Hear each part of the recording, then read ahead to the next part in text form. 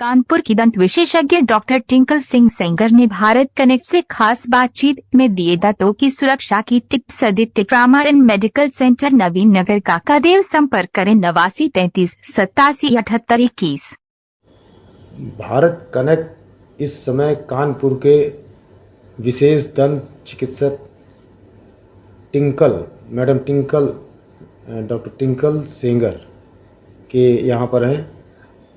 आज हम अपने लोगों को ये सबसे मुख्य चीज़ बताना चाहेंगे कि दांतों का सबसे बड़ा आज बीमारी जगह जगह घर घर में है, या पारिया के रूप में हो, चाहे जैसे हो। मसाला खा रहे हैं तो कहीं उनके मसूड़े कट रहे हैं, तो इन चीज़ों को लेकर इसमें कैसे क्या प्राथमिक उपचार होता है और क्या इसके मरीज़ को दिखाना चाहिए, किस स्थितियों में कब गंभीर समस्याएं पैदा हो सकती हैं। आइए हम डॉक्टर मिसेस टिंकल सेंगर जी से बात करते हैं।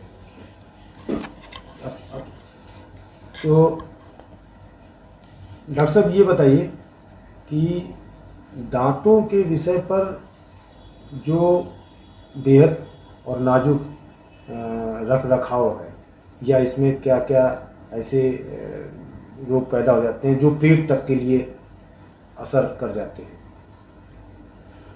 दांतों में नॉर्मली तो वैसे हमें 2 टाइम ब्रशिंग करनी चाहिए, ठीक, लेकिन लोग नहीं करते हैं। खाना खाने के बाद कुल्ला नहीं करते हैं, ठीक।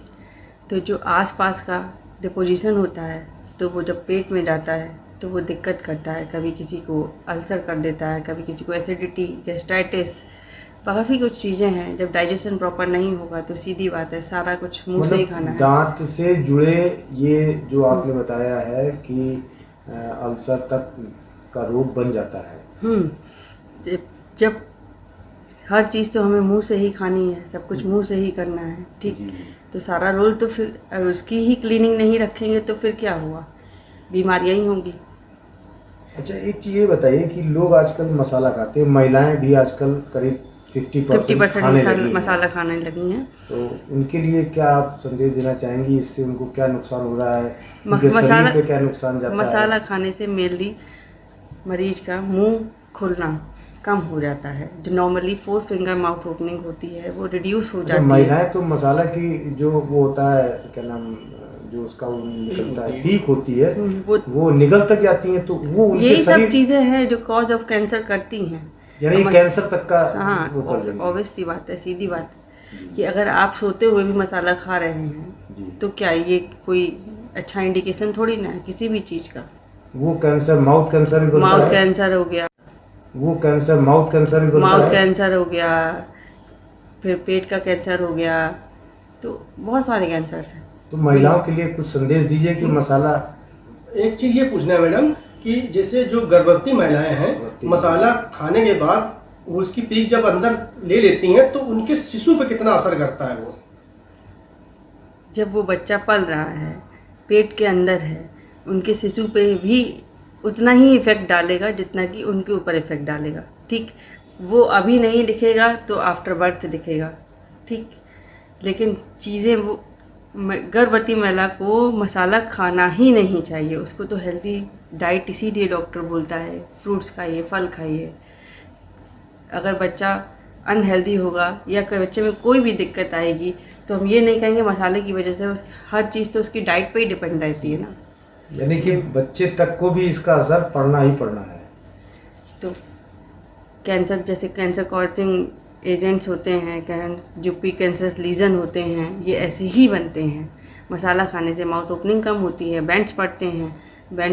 जब बैंड्स पड़ते हैं तो दिक्कत होती है पेशेंट को मुंह खोलने में। तो अच्छा, एक चीज़ और थोड़ा सा बताइए डॉक्टर साहब। पहले लोग नीम की दतून करते थे जी, एंटीबायोटिक कहा जाता है। तो नीम की दतून और ब्रश ये अलग अलग चीज़ है, लेकिन नीम की दतून से कितने फायदे हैं?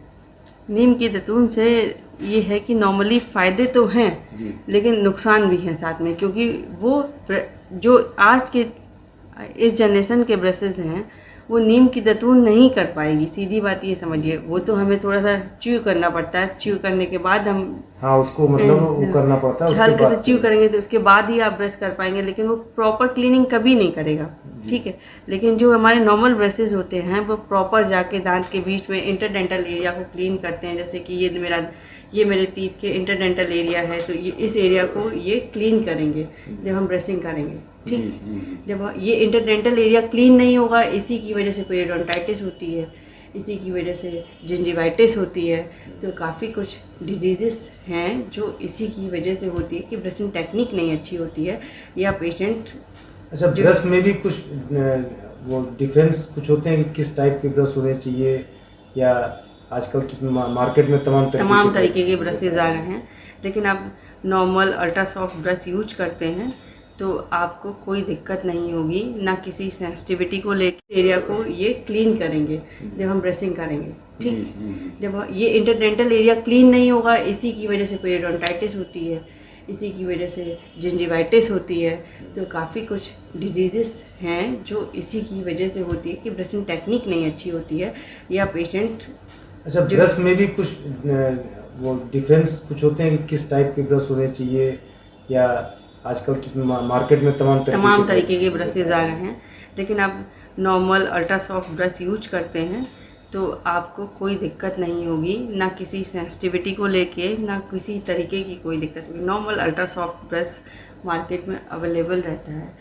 ब्रश बहुत तरीके के आते हैं, हार्ड भी आता है, सॉफ्ट भी आता है, जो है वो मसूड़ों को भी इंजर्ड करता है, दांत टीथ को भी इंजर्ड कर देता है। इसलिए नॉर्मली पेशेंट को जिसको टीथ की दिक्कत है उसको अल्ट्रा सॉफ्ट ब्रश यूज करना चाहिए, ठीक। क्योंकि ज़्यादा हार्ड ब्रश यूज करेंगे तो उससे दांत रब हो जाएंगे तो उसमें सेंसिटिविटी हो जाएगी तो सब दांतों की दिक्कत धीरे धीरे स्टार्ट होती रहेगी, ठीक। रात को सोने से पहले हमेशा ब्रश करके कुल्ला करके सोना चाहिए। ये दांतों की लाइफ को लॉन्ग रखता है, बस। यानी कि आने वाले कम से कम 60-70 सालों तक कोई ऐसी प्रॉब्लम नहीं आएगी, आनी नहीं चाहिए। बाकी अच्छा, आजकल लोगों का 50 साल के बाद ही लगभग ऐसा प्रॉब्लम हो जाती है, कहीं दांत गिरने लगते हैं। ये तो एक एज इफेक्ट है कि 50-60 साल के बाद लोगों के पूरे लास्ट तक चलते हैं। हाँ, बहुत लोगों के लास्ट तक चलते हैं। ऐसा फर्क क्यों आता है? केयर और बॉडी की स्ट्रेंथ दोनों पर डिपेंड करता है ना, कि आपने कितनी केयर की है अपनी बॉडी की, क्या किया है। कुछ लोग योगा भी करते हैं, कुछ लोग योगा नहीं भी करते हैं, ठीक। यानी कि इसका भी फर्क दांतों के उस पे मसूड़ों की पकड़ पे पड़ता है। हाँ, मसूड़े जिसमें जैसे मसूड़े डैमेज होते जाएंगे वैसे वैसे दांत की पकड़ को ढीला करते चले जाएंगे। दांत ढीला होता जाएगा तो सीधी बात है दांत निकल के बाहर आ जाएगा। दांत तो हड्डी में फंसा हुआ है ना, ऊपर से गम की कवरिंग दी गई है जी। और जब वही ढीला हो जाएगा तो सीधी बात है कि दांत सेंसिटिव हो जाएगा तो फिर दांतों की दिक्कतें स्टार्ट हो जाएंगी, दांत अपने आप मोबाइल हो जाएगा, पेरियोडोंटाइटिस। आपके पास ऐसे भी मरीज आते होंगे जिनके मसूड़ों में मुश्किल से 4 या 5 दांत होंगे, या जबड़े में एक या 2 बचे हो, तो उनके लिए तो उस स्थिति में क्या करते हैं कि उसको भी निकाल के आप नया कुछ करते हैं? देखिए, जैसे कुछ दांतों की 3 से 4, 5 से 6 दांत हो जैसे मिसिंग हो तो अल्टरनेटिव आता है पीडी लगवा लो या इम्प्लांट कर। देखिए, जैसे कुछ दांतों की 3 से 4, 5 से 6 दांत हो जैसे मिसिंग हो तो अल्टरनेटिव आता है पीडी लगवा लो या इम्प्लांट करवा लो। अब तो इम्प्लांट का भी ऑप्शन आ गया है डेंटल में। इम्प्लांट का मतलब इम्प्लांट जैसे कि हड्डी में बोल्ट डाल के ऊपर से दांत अबटमेंट टूथ को टाइट कर देते हैं। जैसे इम्प्लांट इसी तरीके से होता है, मतलब रेडीमेड एक तरीके से इम्प्लांट आएगा। कोई मसूड़ों पे इस पे फर्क वो उसी पेशेंट की कंडीशन पे डिपेंड करेगा, उसकी हड्डी पे डिपेंड करेगा कि इसमें इम्प्लांट पड़ भी सकता है या नहीं। ओल्ड एज पेशेंट में जनरली तो उससे मतलब खाने का मतलब जैसे चबाना या कोई वो बिल्कुल नॉर्मल दांतों की तरह 3 से 4 महीने बाद जब उसमें दांत लोड होगा नॉर्मल दांतों की तरह उसकी केयर अपने एडिशनल पर जो अपने नेचुरल टीथ है उनसे ज़्यादा करनी पड़ती है। मतलब ये अगर चना भी खाना चाहेंगे तो चना भी उससे खाया जा सकता है? कह सकते हैं, खा सकते हैं। मतलब ये है कि थोड़ा उसकी केयर करनी पड़ेगी। मतलब जो नियमित भोजन है वो आराम से नॉर्मल खा सकते हैं, कोई दिक्कत नहीं उसमें समय करीब 3-4 महीने का सेट होने में लगता है। 5 से 6 महीने जी। लग जाते हैं। 3 महीने पहले 3 महीने के लिए जब अपॉइंटमेंट अंदर डालते हैं उसको छोड़ देते हैं, जी। फिर उसके बाद अच्छा, इस विषय पे आप क्या कैंपिंग वगैरह भी दांतों के सब्जेक्ट पे लोगों को जागरूकता के तहत भी कुछ ऐसा कार्यक्रम चला रही है? हाँ, 1-2 जगह कैंपेनिंग की है हमने। इससे पहले हम हेलट में भी रहे हैं, काफ़ी पेशेंट से देखे हैं, तो ये सब तो चलता ही रहता है कैंपेनिंग का। लेकिन बस ये है कि लोग अवेयर हों, लोगों को अवेयर होना, जागरूक होना बहुत जागरूक जरूरी है। होना जरूरी है। क्योंकि अक्सर आजकल टीवी में दिखाया जाता है कि वो एक विज्ञापन आता है कि वो क्या दांतों में नमक है? हाँ हाँ हाँ हाँ, क्या दांतों में नमक है क्या? हाँ, आता है ना। तो वही चीज़ हमने पूछा कि ये सब चीज़ें जो आती हैं, इसका मतलब कि दांतों की केयर करना बहुत जरूरी है। एक बार हमारे पाठकों को एक अपील करिए कि दांतों की सुरक्षा करिए, और कैसे करिए, किस तरीके करिए? सुबह और शाम दोनों टाइम ब्रश करिए, खाना खाने के बाद कुल्ला ज़रूर करिए, ठीक है। खाने को दांतों में भरने मत दीजिए। अगर किसी वजह से कोई दांत डैमेज हो गया है तो उसका जल्द से जल्द ट्रीटमेंट करवाएं।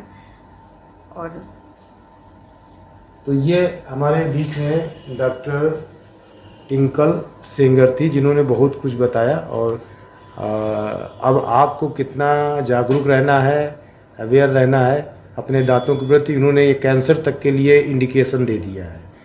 अब समझना आपको है किस तरीके से कैसे क्या करना है। मैं रवि त्रिपाठी राजेंद्र सिंह के साथ, भारत कनेक्ट।